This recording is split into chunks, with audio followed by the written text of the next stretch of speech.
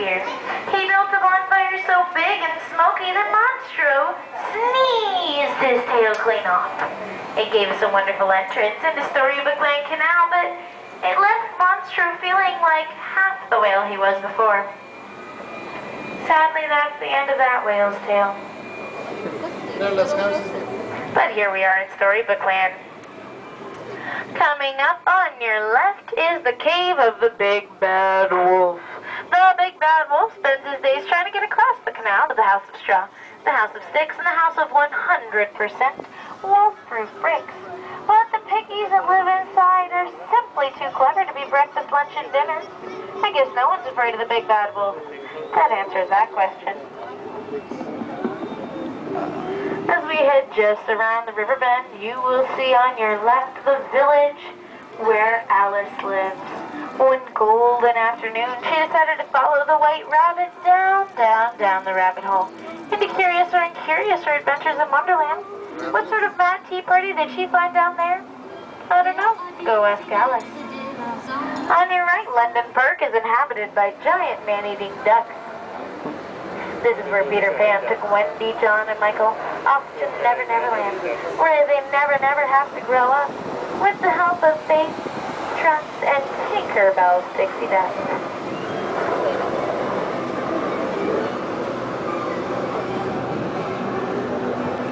This is the sparkling, mysterious city of Agrabah, home to Princess Jasmine and her father the Sultan.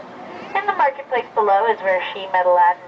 Aladdin was known as the Prince of Thieves, but the only thing he stole that day was Princess Jasmine's heart.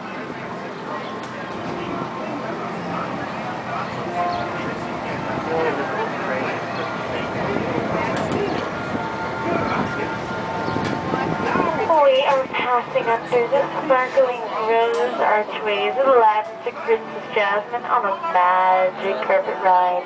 Headed straight towards a whole new world full of love. Now keep all hands, arms, feet, and legs inside the boat.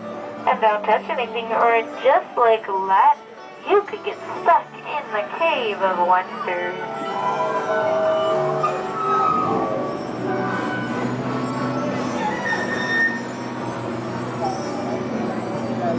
There's the golden lamp at Aladdin's house. Inside was a genie with 3 magic wishes and an itty-bitty living space. Legend has it that if you make a wish in the presence of the golden lamp, it is certain to come true. So everyone think real hard, close your eyes real tight, and make a wish. On your right is the cottage of Snow White and the 7 Dwarfs. The 7 Dwarfs are at home right now. They're off in their jewel mine whistling while they work. But Snow White is inside making Grumpy's favorite gooseberry pie. Over on your left, on the other side of the river, is that tall tower with the pretty blue roof. That's where Cinderella grew up with her wicked stepmother and evil stepsisters. If you look halfway up the mountain, you'll see the pumpkin coach that took her to the pink and gold castle, where she went to a ball. Met Prince Charming, fell head over glass heels in love, and lived happily ever after.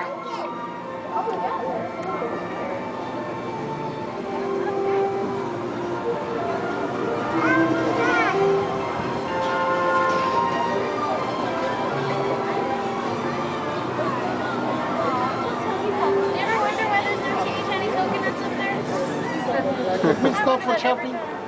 Huh? Did we stop for shopping? I wish. I see some cool stuff in there. I'd really like one of these vases. Yeah. On your left is the giant patchwork quilt. Each patch in this patchwork quilt is made of a different kind of desert flower. All of our flowers, trees, and plants here inside Storybook Land are actually living and real. But they never grow more than 1.5 inches per year due to a very special, very secret magic ingredient. Does anybody here know what our magic ingredient is? Pixie dust? It is pixie dust. It keeps it nice and small for us. Did they all jump out? You must be a terrible storyteller. This is Toad Hall, home home of Mr. Toad. Below is a house with Molly, Mr. Toad's very best friend. But they're not home right now. They're on a wild ride. Merrily, merrily, merrily, going nowhere in particular. In no time perpendicular. On your left are the 3 Dutch windmills from the 1937 Academy Award-winning short, The Old Mill.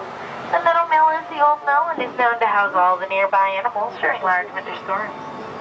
Just beneath our majestic Matterhorn Mountain, this little alpine village is home to Geppetto and Pinocchio. Pinocchio is a little wooden boy who wanted nothing more in life than to be a real boy. He taught us all how to wish upon a star.